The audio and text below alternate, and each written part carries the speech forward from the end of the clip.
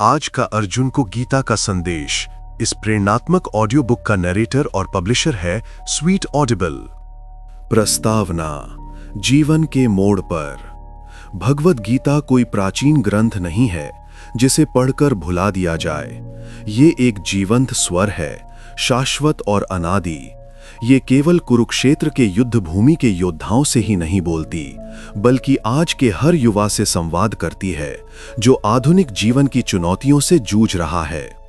जब अर्जुन, महान योद्धा, संदेह और निराशा से जकड़ गया, तब भगवान श्री कृष्ण, उसके परम मित्र और मार्गदर्शक ने जीवन, कर्तव्य और भक्ति का रहस्य बताया। आज वही कृष्ण इस गीता के माध्यम से फिर से बोल रहे हैं, तुमसे, इस युग के युवाओं से। तो आओ अब सुने, इतिहास के पाठक की तरह नहीं, बल्कि सत्य के साधक की तरह। अध्याय 1। आधुनिक अर्जुन की दुविधा। कुरुक्षेत्र की भूमि मौन थी, फिर भी तनाव से भरी हुई। हजारों सैनिक युद्ध के लिए तैयार खड़े थे, वातावरण आशंका से भारी। रणभेरी और योद्धाओं की गर्जना के बीच अर्जुन, पांडवों का महान राजकुमार, अपने रथ पर खड़ा था, उसका मन शंका और दुख से ग्रसित। उसने युद्ध भूमि पर अपने ही रिश्तेदारों, गुरुओं और मित्रों को देखा। उसका हृदय कांप उठा, उसका गांडीव धनुष हाथ से फिसल गया। कर्तव्य, प्रेम और धर्म का बोझ उसकी आत्मा पर भारी था। अर्जुन ने कांपते स्वर में कहा, हे कृष्ण, अपने ही संबंधियों को युद्ध के लिए खड़े देखकर मेरे अंग शिथिल हो रहे हैं, मुख सूख रहा है, मन विचलित हो रहा है। ये धनुष उठाने की शक्ति नहीं बची। ऐसे विजय में क्या आनंद जो अपने ही परिवार के रक्त से सनी हो। अर्जुन का शोक दुर्बलता नहीं है, ये उसकी जागृत अंतरात्मा है। उसने हिंसा की निरर्थकता देखी और युद्ध की नैतिकता पर प्रश्न उठाया। ये कर्तव्य और करुणा का टकराव था। कृष्ण धैर्य और प्रेम से सुनते रहे। कृष्ण, सारथी और मार्गदर्शक, कोमल स्वर में बोले, हे अर्जुन, ये दुर्बलता क्यों? न्याय के लिए युद्ध करते समय ये संकोच कैसा?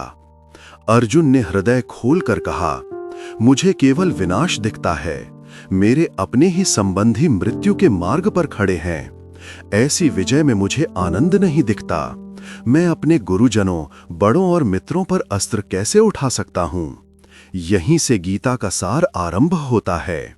निराशा और दैवी मार्गदर्शन का संवाद, भ्रम और ज्ञान का संघर्ष, नश्वरता और अमरता का मिलन। अर्जुन हर मानव आत्मा का प्रतीक है जो कर्तव्य और भावना के चौराहे पर खड़ा है। कृष्ण ने स्पष्टता से उत्तर दिया, हे अर्जुन, आत्मा शाश्वत है। आत्मा न कभी मारती है, न मारी जाती है। मृत्यु केवल शरीर को छूती है, आत्मा को नहीं। साहस केवल शस्त्र बल नहीं है, ये आत्मा की अमरता को पहचानना है। उठो हे अर्जुन, और सत्य के योद्धा की भांति धर्म युद्ध करो। तुम्हारा कर्तव्य पुकार रहा है। ये शिक्षा शाश्वत है। जीवन में ऐसे अवसर आते हैं जब हम असहाय होते हैं, हमारा हृदय कांपता है, परंतु अंतःप्रज्ञा, साहस और ईश्वरीय मार्गदर्शन मार्ग को प्रकाशित करते हैं। कृष्ण ने प्रथम उपदेश दिया, शोक मत करो, दुर्बल मत बनो, आसक्ति और भय से ऊपर उठो, विवेक से कर्म करो, धर्म में स्थित होकर कार्य करो। यहीं से आरंभ होती है भगवद गीता, ईश्वर का गीत, हृदय का मार्गदर्शक। अर्जुन ने निराशा में कृष्ण से मार्गदर्शन मांगा। वैसे ही हम सब अपने जीवन के युद्ध भूमि में विकल्पों, संदेहों और भय से जूझते हैं। मुक्ति की पहली सीढ़ी है अपने दुख को पहचानना और ईश्वर की शरण लेना। अध्याय 2। शाश्वत आत्मा। कृष्ण ने अर्जुन के गहरे शोक और भ्रम को देखकर आत्मा के शाश्वत स्वरूप का ज्ञान देना प्रारंभ किया। वह ज्ञान जो हृदय को भय और निराशा से मुक्त करता है। कृष्ण बोले, हे अर्जुन, जिस पर शोक करना उचित नहीं, उस पर तुम क्यों शोक कर रहे हो? आत्मा शाश्वत है, अजन्मा, अविनाशी, अमर। जैसे मनुष्य पुराने वस्त्र त्याग कर नए धारण करता है, वैसे ही आत्मा पुराने शरीर छोड़कर नए शरीर धारण करती है। तुम जो अस्थायी है उस पर शोक कर रहे हो, शाश्वत को खोजो। यह गीता की पहली मूल शिक्षा है, शरीर और आत्मा का भेद। शरीर नश्वर है पर आत्मा अमर है। जीवन, मृत्यु और दुख केवल भौतिक रूप को प्रभावित करते हैं, आत्मा को नहीं। कृष्ण आगे कहते हैं, ज्ञानी व्यक्ति न जीवित के लिए शोक करता है न मृत के लिए। हे अर्जुन, तुम क्षत्रिय हो, तुम्हारा धर्म है धर्म युद्ध करना, ये आत्मा को नहीं छूता। तुम्हारा कर्तव्य है कर्म करना, बिना आसक्ति के, बिना स्वार्थ के। आत्मा परिणामों से अछूती रहती है। ये महान शिक्षा है। हम अपने असफलताओं, भय या सफलताओं से परिभाषित नहीं होते। हम आत्मा हैं, अनंत और अमर। जीवन की चुनौतियां तूफान की तरह आती जाती हैं, पर आत्मा स्थिर और शांत रहती है। कृष्ण ने सांख्य योग का ज्ञान दिया। कर्म अवश्यम भावी है अर्जुन। प्रत्येक जीव अपने स्वभाव के अनुसार कर्म करता है, परंतु जो बिना आसक्ति के अपने सारे कर्म मुझे समर्पित करके करता है, वही शांति और मुक्ति प्राप्त करता है। यही सर्वोच्च ज्ञान है, आत्मा का बोध, धर्म का पालन और फल की आसक्ति का त्याग। फल की आसक्ति छोड़कर कर्म करना निष्क्रियता नहीं है, ये है कर्तव्य को सजगता, ईमानदारी और भक्ति से करना। युवा अपने जीवन में इसे पढ़ाई, नौकरी, संबंधों और निर्णयों में लागू कर सकते हैं। लगन से कार्य करो, पर सफलता या असफलता से बंधो मत। अपने प्रयास ईश्वर को अर्पित करो, तभी सच्ची स्वतंत्रता मिलेगी। कृष्ण ने आत्म संयम पर भी प्रकाश डाला। स्थिरता का प्रयास करो हे अर्जुन, मन और इंद्रियों को संयमित करो। योग की सार्थकता है चित्त की शांति। जब मन स्थिर होता है, तभी व्यक्ति विवेकपूर्ण, निस्संदेह और निशोक होकर कर्म कर सकता है। योग संतुलन है, शरीर, मन और आत्मा का सामंजस्य। ज्ञानी व्यक्ति सब प्राणियों में आत्मा का दर्शन करता है, सफलता असफलता से विचलित नहीं होता और साहस और स्पष्टता से जीवन जीता है। कृष्ण ने अध्याय 2 को उत्साहपूर्ण शब्दों से समाप्त किया। उठो अर्जुन, दृढ़ रहो, न भय को स्थान दो न शोक को। ज्ञान तुम्हारे कर्म का मार्गदर्शन करे। गीता का दूसरा अध्याय हमें आध्यात्मिक मुक्ति की पहली सीढ़ी सिखाता है। आत्मा का ज्ञान, शरीर की नश्वरता की समझ और आसक्ति रहित कर्म का मार्ग। ये हमें निराशा से ऊपर उठकर सत्य में स्थिर रहने और साहस पाने का आह्वान करता है। हर युवा श्रोता के लिए ये संदेश है, कोई असफलता, कोई हानि, कोई भय आत्मा को छू नहीं सकता। उद्देश्यपूर्ण कर्म करो, भक्ति से कर्म करो और फल की आसक्ति छोड़कर कर्म करो। दिव्य मार्गदर्शक सदैव साथ हैं। अध्याय 3, कर्म के मार्ग पर। कृष्ण के आत्मा ज्ञान के उपदेश से अर्जुन प्रेरित हुआ, पर उसके मन में अभी भी संदेह था। अर्जुन ने पूछा, हे कृष्ण, यदि आत्मा शाश्वत है और कर्म से अछूती है, तो फिर मुझे युद्ध क्यों करना चाहिए? क्या त्याग और संन्यास श्रेष्ठ नहीं? कृष्ण मुस्कुराए, क्योंकि वे जानते थे कि सच्चा संन्यास कर्म का त्याग नहीं बल्कि आसक्ति का त्याग है। कृष्ण बोले, हे अर्जुन, संन्यास का अर्थ जीवन से भागना नहीं है। सच्चा संन्यास है स्वार्थपूर्ण इच्छाओं का त्याग। बिना आसक्ति के सबके कल्याण के लिए किया गया कर्म ही संन्यास है और वही योग है। यही है कर्म योग, निष्काम कर्म का मार्ग। आत्मा कर्म से नहीं बचती, बल्कि उसे भक्ति और त्याग के साथ करती है। यही मार्ग लोभ, अहंकार और बंधन से मुक्ति देता है। कृष्ण ने समझाया, प्रत्येक प्राणी प्रकृति के गुणों से प्रेरित होकर कर्म करता है। मनुष्य चाहकर भी निष्क्रिय नहीं रह सकता। इसलिए हे अर्जुन, कर्म करो, परंतु फल की इच्छा मत रखो। अपना कर्तव्य निभाओ और परिणाम को मेरे चरणों में अर्पित करो। युवाओं के लिए चिंतन। यह शिक्षा अत्यंत व्यवहारिक है। जीवन में जिम्मेदारियों से भागा नहीं जा सकता, पढ़ाई, काम, रिश्ते, समाज, सब में कर्म करना ही पड़ता है। कृष्ण का क्रांतिकारी संदेश है, कर्म करो परंतु फल से बंधो मत। अपने हर कार्य को भक्ति के रूप में ईश्वर को अर्पित करो। कृष्ण बोले, त्याग करके कर्म से बचना मुक्ति का मार्ग नहीं है, बल्कि जो व्यक्ति निष्काम भाव से ईश्वर को समर्पण करके कर्म करता है वही सच्ची मुक्ति पाता है। कर्तव्य करो, फल की चिंता छोड़ दो, यही शांति और परम गति का मार्ग है। कल्पना करो, कोई विद्यार्थी पूरी लगन से पढ़ाई करे, न ग्रेड के लिए न प्रसिद्धि के लिए, बल्कि ज्ञान को ईश्वर को समर्पित करने के भाव से। या कोई कर्मठ व्यक्ति मेहनत करे, न लालच से बल्कि सेवा और धर्म के लिए, यही है कर्मयोग। कृष्ण ने सामाजिक जिम्मेदारी भी बताई। धर्म के अनुसार किया गया कर्म समाज को स्थिर रखता है। ज्ञानी व्यक्ति स्वयं को ईश्वर का साधन मानकर दूसरों के कल्याण के लिए कर्म करता है। यही जगत की सेवा है। कर्म योग पलायन नहीं है, बल्कि जीवन से सक्रिय सहभागिता है। जब कर्म भक्ति बन जाता है, तब हर काम पूजा है और जीवन स्वयं साधना। कृष्ण ने आलस्य के खतरे भी समझाए। जो व्यक्ति अज्ञान, भय या आलस्य से कर्म से बचता है, वह न संसार में सफल होता है न अध्यात्म में, परंतु जो कर्तव्य करता है वही मन को शुद्ध करता है और परम लक्ष्य को प्राप्त करता है। युवाओं के लिए प्रेरणा।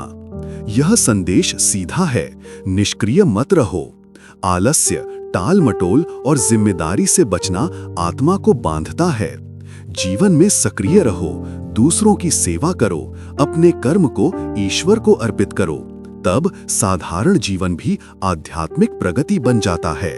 कृष्ण ने अध्याय 3 का समापन करते हुए कहा, उठो हे अर्जुन, अपने कर्तव्य में स्थिर रहो, बिना आसक्ति के कर्म करो, बिना अपेक्षा के सेवा करो और योग भाव में जीवन जियो, यही मुक्ति का मार्ग है। अध्याय 3 हमें कर्म योग का रहस्य सिखाता है। जीवन कोई बोझ नहीं, बल्कि भक्ति से कर्म करने का अवसर है। स्वार्थ रहित कर्म से हर कार्य ध्यान बन जाता है, हर जिम्मेदारी पूजा बन जाती है और हर दिन आत्मा की मुक्ति का साधन बन जाता है। युवाओं के लिए संदेश स्पष्ट है, कर्म अनिवार्य है, आसक्ति वैकल्पिक है, भक्ति रूपांतरणकारी है। अध्याय 4 दिव्य ज्ञान का प्रकाश।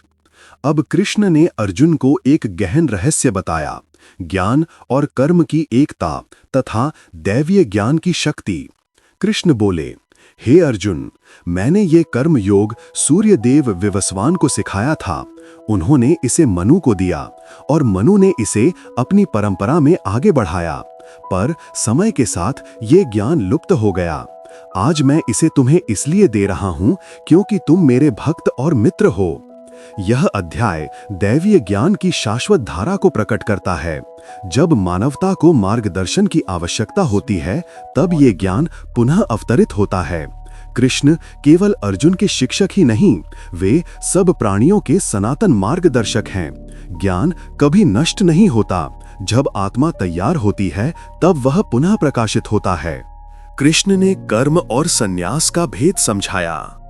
कुछ लोग कर्म त्याग कर अज्ञान में जीते हैं, कुछ ज्ञान के साथ कर्म करते हैं, परंतु जो ज्ञान सहित निष्काम भाव से सब कर्म मुझे अर्पित करके करता है, वही मुक्ति पाता है। तप, यज्ञ और दान भी यदि अज्ञान में किए जाएं तो सीमित हैं, किंतु ज्ञान सहित कर्म वही सर्वोच्च है। ज्ञान का मूल्य तभी है जब उसे आचरण में उतारा जाए। केवल पढ़ना, समझना और संग्रह करना पर्याप्त नहीं है। यदि अध्ययन जीवन को नहीं बदलता, सेवा को प्रेरित नहीं करता, तो ज्ञान अधूरा है। पढ़ाई बिना अभ्यास, महत्वाकांक्षा बिना नैतिकता, ये सब निष्फल है। ज्ञान तभी सार्थक है जब वो कर्म के रूप में प्रकट हो। कृष्ण बोले, हे अर्जुन, जब तुम फल की आसक्ति छोड़कर मेरे लिए कर्म करते हो, तब तुम्हारा मन शुद्ध होता है। छोटे से छोटे कर्म भी यदि मुझे अर्पित हों तो आत्मा को मुक्त कर देते हैं। भक्ति से कर्म करो, ना कि फल की इच्छा से, तब तुम जन्म मरण के चक्र से ऊपर उठ जाओगे। अध्याय 4 का केंद्र है ज्ञान और कर्म का मिलन। केवल कर्म ज्ञान के बिना यांत्रिक है और केवल ज्ञान कर्म के बिना निष्क्रिय है। जब दोनों मिलते हैं तब आत्मा शुद्ध होती है और दिव्य चेतना जागृत होती है। कृष्ण ने गुरु और शिष्य के संबंध पर प्रकाश डाला। जो इस ज्ञान को बिना ईर्ष्या और भक्ति से सिखाता है और जो इसे श्रद्धा और विनम्रता से सुनता है, वह सर्वोच्च को प्राप्त करता है। आत्मा का यह ज्ञान अज्ञान को नष्ट करता है और मुक्ति देता है। यह शिक्षा हमें गुरु का सम्मान करना, श्रद्धा से सुनना और जीवन में उसका पालन करना सिखाती है। ज्ञान तभी फल देता है जब वह चरित्र में परिवर्तन लाता है। कृष्ण ने निष्काम कर्म की शक्ति पर बल दिया। ज्ञानी भी यदि स्वार्थ से कर्म करे तो बंध जाता है, परंतु जो निष्काम भाव से फल को मुझे अर्पित करके कर्म करता है, वही अमरता को प्राप्त करता है। जो भक्त ज्ञान, भक्ति और कर्म से मुझे खोजते हैं, वे मेरे प्रिय हैं। कल्पना करो, एक विद्यार्थी अपनी पढ़ाई को ईश्वर को समर्पित करे, एक कर्मठ व्यक्ति अपना काम अर्पण भाव से करे, माता पिता अपने बच्चों की सेवा को कृष्ण को अर्पित करें, तो हर साधारण कर्म भी पवित्र बन जाता है। कृष्ण का अंतिम संदेश इस अध्याय में, ज्ञानी से ज्ञान प्राप्त करो, निष्काम भाव से कर्म करो, सब कर्तव्य मुझे अर्पित करो। श्रद्धा, भक्ति और ज्ञान से तुम प्रकृति के बंधनों को पार कर जाओगे और जन्म मरण से मुक्त हो जाओगे। अध्याय 4 सिखाता है कि केवल ज्ञान अधूरा है और केवल कर्म अस्थायी। दोनों का मिलन आत्मा को मुक्त करता है। युवा पीढ़ी को चाहिए कि वे सीखें, कर्म करें और जीवन को ईश्वर को समर्पित करें। ज्ञान बिना कर्म अधूरा है, कर्म बिना भक्ति क्षणिक है, परंतु ज्ञान, कर्म और भक्ति का संगम यही है मुक्ति का मार्ग। अध्याय 5, संन्यास और वैराग्य का मार्ग। कृष्ण के ज्ञान और कर्म के उपदेश से प्रेरित होकर अर्जुन ने प्रश्न किया, हे कृष्ण, क्या सब कर्मों का त्याग करना श्रेष्ठ है या फिर निष्काम भाव से कर्म करना? कौन सा मार्ग सच्ची मुक्ति देता है? कृष्ण मुस्कुराए और बोले, दोनों मार्ग, संन्यास और निष्काम कर्म, ज्ञान सहित अपनाए जाएं तो मुक्ति देते हैं, परंतु ध्यान से सुनो हे अर्जुन, निष्काम भाव से किया गया कर्म संन्यास से भी श्रेष्ठ है। क्यों?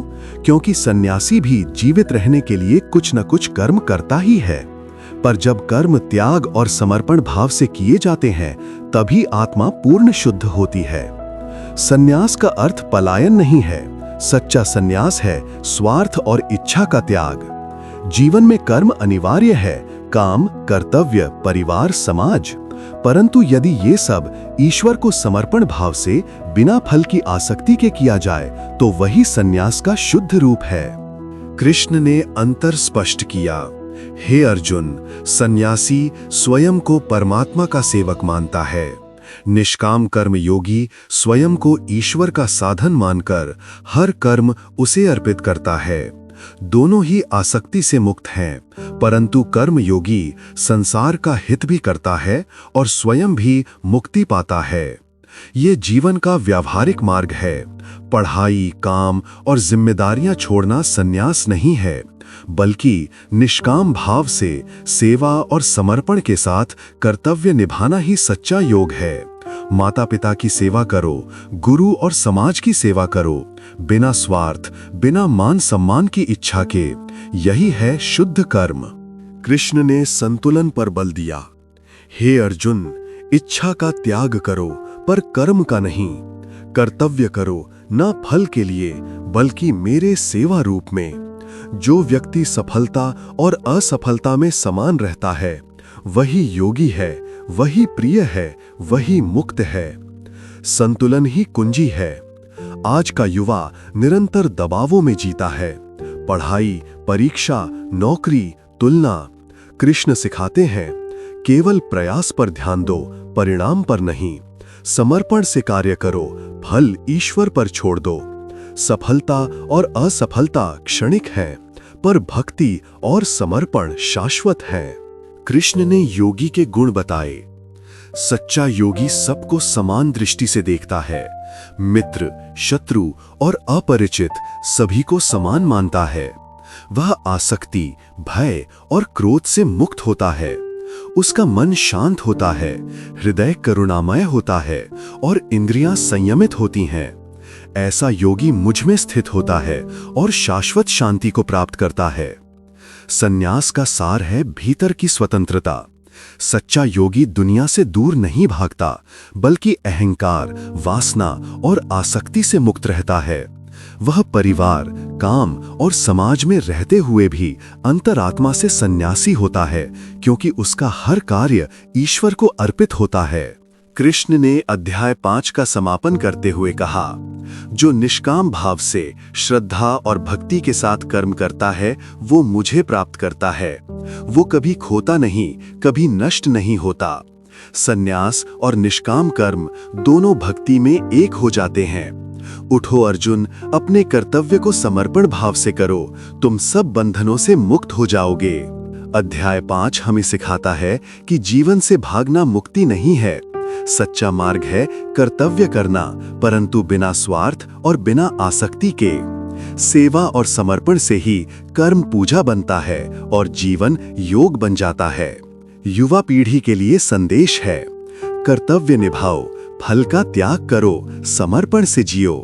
यही है निष्काम कर्म का रहस्य और यही है मुक्ति का द्वार।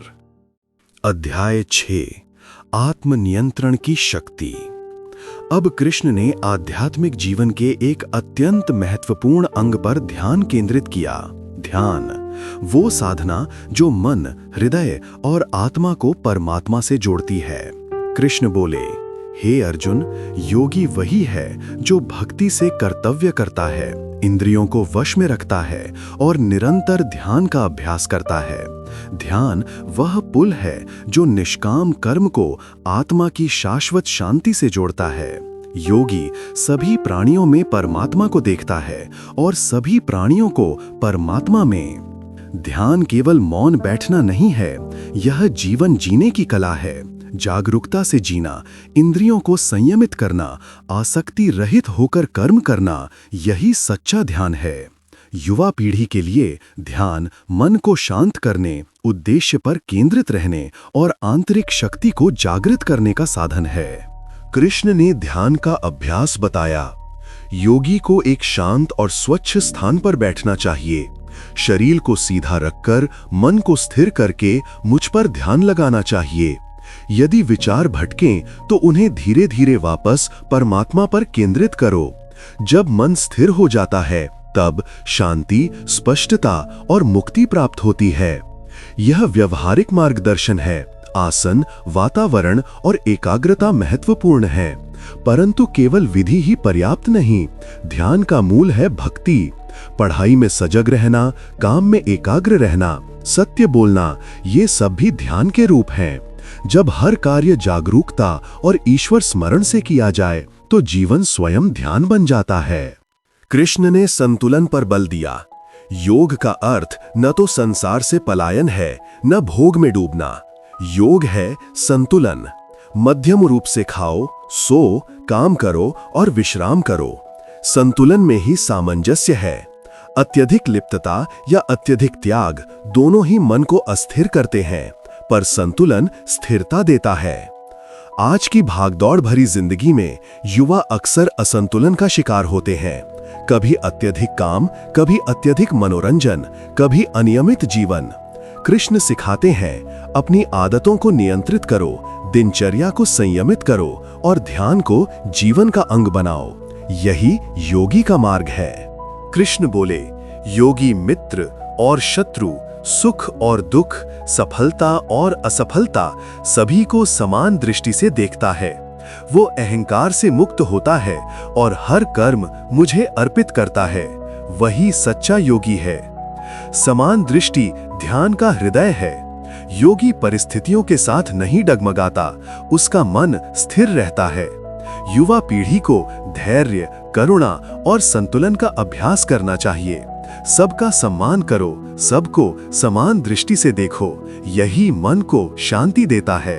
कृष्ण ने समझाया, भले योगी तपस्या न करे, किंतु यदि वो मन और इंद्रियों को वश में रखकर कर्म मुझे अर्पित करता है तो वो मुझे प्रिय है। सच्चा योगी जीवन में भी कर्म करता है और ईश्वर में भी स्थिर रहता है। ध्यान केवल मौन नहीं, बल्कि मन की सजगता, भक्ति और स्थिरता है। सच्चा ध्यान पलायन नहीं, बल्कि सजगता और संतुलन है। विद्यार्थी पढ़ाई को ध्यान बना सकते हैं, कर्मी काम को ध्यान बना सकते हैं, माता पिता सेवा को ध्यान बना सकते हैं। जब मन स्थिर हो, कर्म निष्काम हो और हृदय भक्ति से भरा हो, तब हर क्षण ध्यान है। कृष्ण ने अध्याय 6 का समापन करते हुए कहा, जो श्रद्धा, वैराग्य और भक्ति से ध्यान करता है वो प्रकृति के गुणों से ऊपर उठ जाता है। वो स्वतंत्र होता है, शांति पाता है और सदा मुझसे जुड़ा रहता है। उठो अर्जुन, मन को ध्यान में स्थिर करो, कर्म को भक्ति में बदलो और तुम परम आनंद को प्राप्त करोगे। अध्याय 6 ध्यान योग का पवित्र मार्ग बताता है। मन, हृदय और आत्मा की एकता। ध्यान आत्म संयम, स्थिरता और परमात्मा से जुड़ाव लाता है। युवाओं के लिए यह जीवन का मार्गदर्शन है, एकाग्रता, संयम और आत्म शांति पाने का साधन। मुख्य संदेश, ध्यान करो, जागरूकता से कर्म करो, जीवन को ईश्वर को अर्पित करो, संतुलन से जियो। इसी में योगी को स्वतंत्रता, आनंद और परम शांति मिलती है। अध्याय 7 हृदय की भक्ति। अब कृष्ण ने अर्जुन को सर्वोच्च ज्ञान देना प्रारंभ किया। वह ज्ञान जो न केवल बुद्धि को प्रकाशित करता है, बल्कि हृदय को भी भक्ति और समर्पण से भर देता है। कृष्ण बोले, हे अर्जुन, मुझे जानो, मैं ही परम सत्य हूँ, मैं ही सब प्राणियों का कारण हूँ, मैं ही जगत का पालन करता हूँ, मैं ही सृष्टि का आदि, मध्य और अंत हूँ। जो मुझे सत्य रूप में जान लेता है वही सच्चा ज्ञानी है। अध्याय 7 परमात्मा के ज्ञान का उद्घाटन है। कृष्ण बताते हैं कि परमात्मा सगुण और निर्गुण दोनों रूपों में विद्यमान है, हर कण में उपस्थित है और फिर भी सबके पार है। यही ज्ञान मनुष्य को केवल बौद्धिक समझ से आगे ले जाकर भक्ति की ओर प्रेरित करता है। कृष्ण बोले, हजारों मनुष्यों में कोई विरला मुझे खोजता है और उनमें भी कोई दुर्लभ ही मुझे सत्य रूप से जानता है। पर जिसने मुझे जाना उसने सब कुछ जान लिया। मैं ही लक्ष्य हूं, मैं ही शरण हूं। युवा अक्सर बाहरी आकर्षणों, सफलता और क्षणिक सुखों में उलझ जाते हैं। कृष्ण याद दिलाते हैं, बहुत कम लोग शाश्वत सत्य की खोज करते हैं। सच्चा ज्ञान तथ्यों का संग्रह नहीं, बल्कि आत्मा और ईश्वर का बोध है। कृष्ण ने अपनी महिमाएं बताईं। मैं जल में रस हूं, सूर्य और चंद्रमा में प्रकाश हूं, वेदों में ओंकार हूं, आकाश में नाद हूं और मनुष्यों में शक्ति हूं। मैं ही सबकी बुद्धि हूं, मैं ही बल हूं, मैं ही सौंदर्य और तेज हूं। जीवन का हर रूप, हर शक्ति, हर प्रतिभा कृष्ण की झलक है। जब हम इसे पहचानते हैं तो दृष्टि बदल जाती है। सामान्य वस्तुएं भी पवित्र लगने लगती हैं। यही सच्चा ज्ञान है, हर जगह परमात्मा को देखना। कृष्ण बोले, जो लोग अन्य देवताओं की भक्ति करते हैं वे भी वास्तव में मुझे ही पूजते हैं। सब मार्ग अंततः मुझ तक ही आते हैं, परंतु जो मुझे मेरे वास्तविक स्वरूप में पहचानते हैं वही सबसे बुद्धिमान है। यह अध्याय बताता है कि केवल ज्ञान पर्याप्त नहीं, केवल भक्ति भी पर्याप्त नहीं। जब ज्ञान और भक्ति मिलते हैं तभी आत्मा पूर्ण होती है। कृष्ण बोले, हे अर्जुन, भक्ति से अज्ञानी भी ज्ञानी बन जाते हैं, समर्पण से पापी भी शुद्ध हो जाते हैं। श्रद्धा और भक्ति ज्ञान की सीढ़ियां हैं। मुझे अपने हृदय से खोजो, तब सारे संदेह मिट जाएंगे। श्रद्धा अंधविश्वास नहीं है, यह सत्य की खोज में विश्वास है। जब हम ईश्वर में भरोसा करते हैं, सत्यनिष्ठ रहते हैं और अपने कर्म ईश्वर को अर्पित करते हैं, तो यही श्रद्धा है। कृष्ण ने अध्याय 7 को समापन करते हुए कहा, जो कुछ भी करो मुझे अर्पित करो। हर विचार, हर कर्म, हर शब्द सब मुझे समर्पित करो। मैं ही तुम्हारा लक्ष्य हूँ, मैं ही शरण हूँ, मैं ही सच्चा मित्र हूँ। जो मुझे भक्ति से जानता है वही परम शांति और आनंद को प्राप्त करता है। अध्याय 7 सिखाता है कि सच्चा ज्ञान केवल बुद्धि का नहीं बल्कि भक्ति का भी है। जब हम परमात्मा को सब में देखते हैं और पूरे हृदय से उसे समर्पित हो जाते हैं, तभी आत्मा को शांति और मुक्ति मिलती है। मुख्य संदेश: परमात्मा को सब में पहचानो, ज्ञान को भक्ति से जोड़ो, श्रद्धा और समर्पण से जियो। इसी में शांति, सत्य और परम आनंद है। अध्याय 8 परम समर्पण। अब अर्जुन ने भगवान कृष्ण से एक गहन प्रश्न किया। हे कृष्ण, मृत्यु के समय क्या होता है? आत्मा कहाँ जाती है? मुक्ति का मार्ग क्या है? परम अक्षर ब्रह्म को कैसे प्राप्त किया जा सकता है? कृष्ण ने करुणा और स्पष्टता से उत्तर दिया। हे अर्जुन, जो व्यक्ति मृत्यु के समय अचल भक्ति के साथ मेरा स्मरण करता है, वो मेरे साथ एक हो जाता है। मृत्यु अंत नहीं है, यह एक परिवर्तन है। आत्मा अमर है और जीवन भर के कर्म और स्मरण ही मृत्यु के क्षण में उसके मार्ग का निर्धारण करते हैं। अध्याय 8 हमें चेतना और मृत्यु का रहस्य बताता है। जीवन भर जो मन सोचता है, उसी पर मृत्यु के समय उसका मन स्थिर होता है और उसी के अनुसार आत्मा की यात्रा होती है। इसलिए जीवन केवल जीने के लिए नहीं बल्कि परमात्मा के स्मरण की तैयारी है। कृष्ण ने समझाया, शरीर नश्वर है पर आत्मा शाश्वत है। जो निष्काम भाव से कर्म करता है, मेरा ध्यान करता है और मन को संयमित रखता है, वो मृत्यु के समय मुझे स्मरण करता है और मुक्ति को प्राप्त करता है। परंतु जो संसारिक निच्छाओं में लिप्त रहता है, वो जन्म मरण के चक्र में बंधा रहता है। यह शिक्षा बताती है कि हर दिन महत्वपूर्ण है। हमारा हर विचार, हर कर्म, हर संकल्प आत्मा की दिशा तय करता है। यदि हम श्रद्धा और जागरूकता से जीवन जिएं, तो मृत्यु भी एक पवित्र द्वार बन जाती है। कृष्ण बोले, हे अर्जुन, मैं ही अक्षर ब्रह्म हूँ, अविनाशी, अजर अमर, सब रूपों से परे। जो ध्यान पूर्वक मृत्यु के समय भी मुझे स्मरण करता है, वही मेरा होता है। यही है परम योग, स्मरण और भक्ति। कल्पना करो, यदि हर दिन को हम ईश्वर के स्मरण से जिएं, हर कार्य को अर्पण भाव से करें, तो मृत्यु का क्षण भय का नहीं बल्कि मिलन का होगा। कृष्ण बोले, जो आत्मा शरीर छोड़ते समय मेरा नाम स्मरण करती है, वही अनंत सत्य में लीन हो जाती है।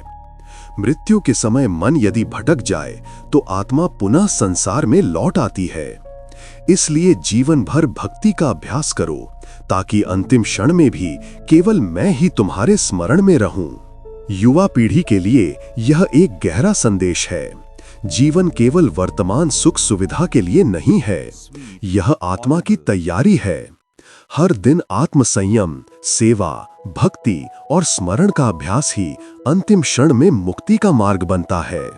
कृष्ण ने अध्याय 8 का समापन करते हुए कहा, कर्तव्य करो हे अर्जुन, परंतु श्रद्धा और भक्ति के साथ। हर क्षण मेरा स्मरण करो, मैं ही तुम्हें मृत्यु के भय और दुख से पार करूंगा और अनंत आनंद में स्थिर कर दूंगा। यही अक्षर ब्रह्म का वचन है। अध्याय 8 हमें सिखाता है कि जीवन मृत्यु की तैयारी है। अंतिम स्मरण ही आत्मा की दिशा तय करता है। इसलिए भक्ति, स्मरण और निष्काम कर्म से जीवन को पवित्र बनाओ। मुख्य संदेश: मृत्यु अंत नहीं, परिवर्तन है। अंतिम क्षण वही फल देता है जो जीवन भर अभ्यास किया गया हो। ईश्वर का निरंतर स्मरण ही मुक्ति का मार्ग है। अध्याय 9 परम वास्तविकता और भक्ति। अब कृष्ण ने अर्जुन को सबसे गुप्त और सर्वोच्च ज्ञान का उपदेश दिया, राजविद्या और राजगोह्य। कृष्ण बोले, हे अर्जुन, ये ज्ञान सर्वोत्तम है, ये पवित्र है, रहस्यमय है और आत्मा को मुक्ति देने वाला है। इसे समझने वाला मनुष्य कभी दुखी नहीं होता। ये शाश्वत सत्य है जो हृदय को शांति और आनंद से भर देता है। यह अध्याय गीता का हृदय है। यहाँ कृष्ण बताते हैं कि परमात्मा केवल दूरस्थ ईश्वर नहीं है, बल्कि हर प्राणी में, हर वस्तु में विद्यमान है। जो भक्ति और विश्वास के साथ जीवन जीता है, वही इस रहस्य को समझ पाता है। कृष्ण बोले, मैं ही इस जगत का मूल हूँ। सब कुछ मुझसे उत्पन्न होता है और अंततः मुझ में ही लीन हो जाता है। सब यज्ञ, सब दान, सब पूजा, सब अंततः मुझे ही प्राप्त होती है। जो मुझे प्रेम और श्रद्धा से भजते हैं, वे अनंत शांति को प्राप्त करते हैं। हम अक्सर सफलता, शक्ति और बाहरी उपलब्धियों की तलाश करते हैं, पर कृष्ण याद दिलाते हैं कि सच्चा रहस्य भीतर है, श्रद्धा, भक्ति और समर्पण में। यही जीवन की सच्ची शक्ति है। कृष्ण बोले, हे अर्जुन, जो मुझे एक पत्ता, एक फूल, एक फल या जल भी प्रेम से अर्पित करता है, मैं उसे प्रेम पूर्वक स्वीकार करता हूँ। भक्त का हृदय ही सबसे बड़ा उपहार है। जो कुछ भी करो, खाओ, दान दो या तप करो, सब मुझे अर्पित करो। ये शिक्षा गहरी है। ईश्वर भव्य उपहार नहीं चाहता, वो केवल प्रेम और श्रद्धा चाहता है। जब हम अपने छोटे से छोटे कर्म भी ईश्वर को अर्पित करते हैं, भोजन, पढ़ाई, काम, सेवा, तो जीवन पूजा बन जाता है। कृष्ण बोले, सभी प्राणी मेरे ही स्वरूप में हैं। मैं न किसी से घृणा करता हूँ, न किसी का पक्ष लेता हूँ, पर जो मुझे प्रेम से भजता है, मैं सदैव उसके साथ हूँ। वो चाहे किसी भी अवस्था में हो। यदि वो पूर्ण समर्पण कर दे, तो मैं उसे तुरंत पवित्र कर देता हूँ। ईश्वर पूर्ण समावेशी है। वह किसी को अस्वीकार नहीं करता। कोई भी अज्ञानी, पापी या साधारण मनुष्य भक्ति और समर्पण से पवित्र और मुक्त हो सकता है। यही आशा का सर्वोच्च संदेश है। कृष्ण ने अध्याय 9 का समापन करते हुए कहा, हे अर्जुन, सदैव मेरा स्मरण करो, मेरी भक्ति करो, मुझे अर्पण करो और मेरी शरण में आओ। ऐसा करने से तुम मुझे प्राप्त करोगे। ये मेरा वचन है। मैं भक्त का सखा हूँ, उद्धारक हूँ और परम शरण हूँ। अध्याय 9 हमें परम रहस्य सिखाता है, भक्ति और समर्पण। ज्ञान अकेले अधूरा है, भक्ति अकेले अधूरी है। जब दोनों मिलते हैं, तभी आत्मा पूर्ण होती है। मुख्य संदेश, ईश्वर सब में है और सबका आधार है। प्रेम और भक्ति ही सबसे बड़ा अर्पण है। समर्पण से ही शांति और मुक्ति मिलती है। अध्याय 10 दिव्य महिमा।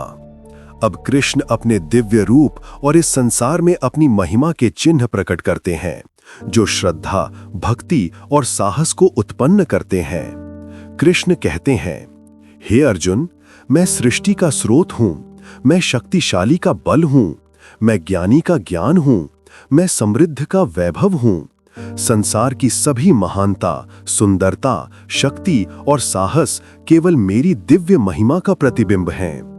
अध्याय 10 ईश्वर की सर्वव्यापकता का उत्सव मनाता है।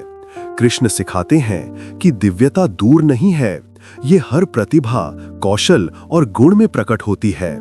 युवा इसे अपने जीवन में देख सकते हैं।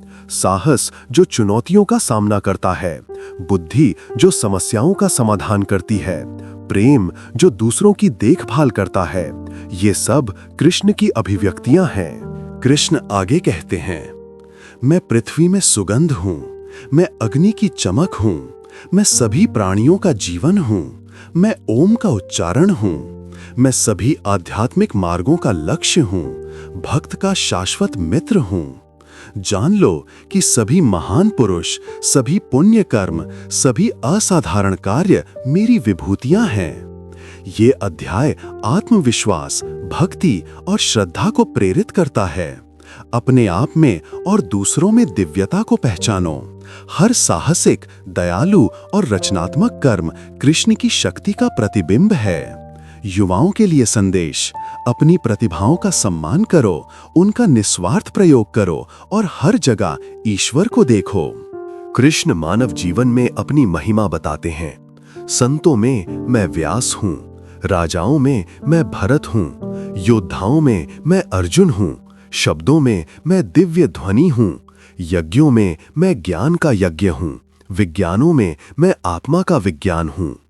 कृष्ण बताते हैं कि जिन असाधारण गुणों की हम हीरो, नेताओं और साधुओं में प्रशंसा करते हैं, वे दिव्यता की अभिव्यक्तियां हैं। इसे समझकर युवा विनम्रता, श्रद्धा और प्रेरणा सीखते हैं। उन्हें याद दिलाया जाता है कि उनके अंदर भी दिव्य चिंगारी है। कृष्ण भक्ति और समर्पण पर जोर देते हैं। जो लोग विश्वास, भक्ति और प्रेम से मेरी महिमा का ध्यान करते हैं, उन्हें शांति, शक्ति और आध्यात्मिक उच्चता प्राप्त होती है। मुझे पूजो, मुझे स्मरण करो, सभी कर्म मुझे अर्पित करो। इससे आत्मा अपने उच्चतम सामर्थ्य को जागृत करती है। अध्याय 10 सिखाता है कि दिव्य दृष्टि हमारे दृष्टिकोण को बदल देती है। जब हम सभी चीजों, सभी लोगों और स्वयं में ईश्वर को देखते हैं, तो सामान्य जीवन पवित्र बन जाता है। भक्ति आत्मा को उसके दिव्य सामर्थ्य तक जागृत करती है। कृष्ण अध्याय 10 का समापन प्रोत्साहन के साथ करते हैं।